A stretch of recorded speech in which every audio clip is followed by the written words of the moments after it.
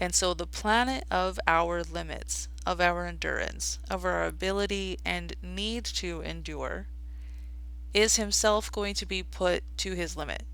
And Saturday is Saturn's day. The overall vibe we're getting is we're tired, okay? We're asleep. This is not the time to get up and go after it, you know what I mean? We are in it for the long haul, and if we're in it for the long haul, we have to like measure our resources. This has been excruciating. So if you are over it and you don't really have the resources to keep pretending that you're not as over it as you are, here to validate that.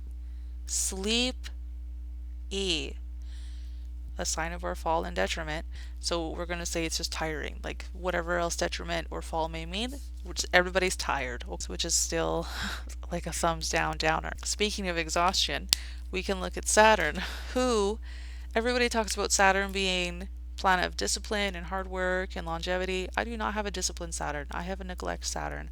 Saturn is also neglect, ignoring things, disability, um, like labor and toil, endurance, limits, consequences.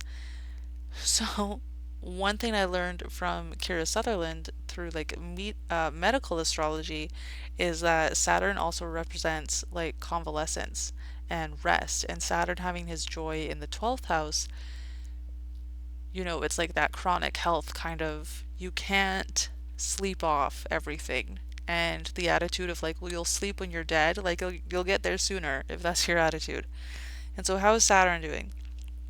Saturn is in Pisces in his pre-retrograde area, so he's about to retrograde over what Venus just retrograded over. So you can make any kind of story you want about that, about Venus maybe coming through and doing some prep work about like, okay, now you remember what I said about being compassionate and about patience and about surrender and about endurance. And then Saturn's going to come back over this area to kind of stabilize what got us through the Venus retrograde. Like, what actually helped you? What somatically made you interested enough to stay in your body to carry forward? Because Saturn is in Pisces right now, which is a fine place for him to be. He doesn't experience any like pluses or minuses there. He's square to ruler Jupiter, which is like bad for Jupiter, but it's good for Saturn. But he's about to move into Aries, which is the sign of his fall. And so the planet of our limits, of our endurance, of our ability and need to endure, is himself going to be put to his limit. All the practice we just had, the tools that we have been using to like make ourselves feel better and to make things worth it and to balance ourselves and to ground ourselves, and the things that legitimately fill us up when we hit our limits and we cannot go forward and we have no choice and we have no options. What those have taught us in the past either 2 months or the past year, that is all incredible information for us to use while Saturn is in Aries, which begins May 24 of this year, May 24, 2025, and technically ends April of 2028. But it's like we just got to get through this zone, which has been raked over.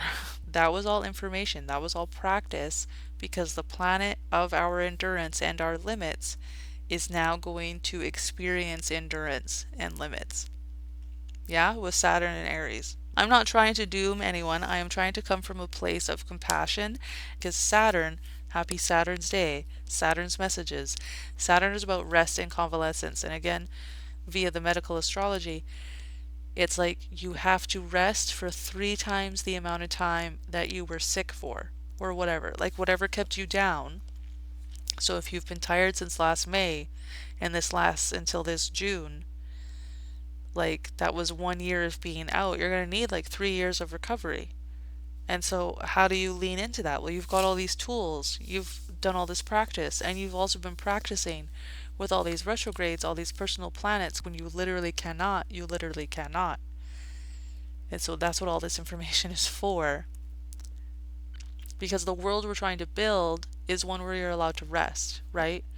And the world we're trying to build requires that you are rested enough and nurtured enough and like nourished enough to be able to dream and to be able to daydream and to be able to like enter your mind palace and think about the future that you are like coming into instead of just being dragged into, right? If you were too tired. And so we've got to respect if we are tired and to be leaning into the things we've learned about exhaustion and learned about our capacity within exhaustion. Um, because it's like that was all a practice run. Every facet of ourselves is not going to be as overwrought in the future as it has been recently in the past because it's going to be concentrated or magnified or demagnified, like however you look at it, from being Mars and Mercury and Jupiter and Venus to kind of just being Saturn for a couple years. And so, like, it's a beautiful time to lean into the compassion of your limits and that, like, you're not God and you can't do it all. And that's what makes you human. And your guides and your chart and your purpose and your destiny all have to respect that you are a human in a human body. And the future that we are trying to get to is one where you can rest even before you're tired, consolidating your rest practice and trying to find more and more ways to like divest from the fear that of anything, like fear that we're not going to make it through, or fear that you're not going to have enough energy, or fear that it's going to get worse, because like it just got worse and we made it through that. You know what I mean? And so it's time to take all that information we just learned about making it through that, to make it through the recovery period of, now we're going to be processing making it through that, you know?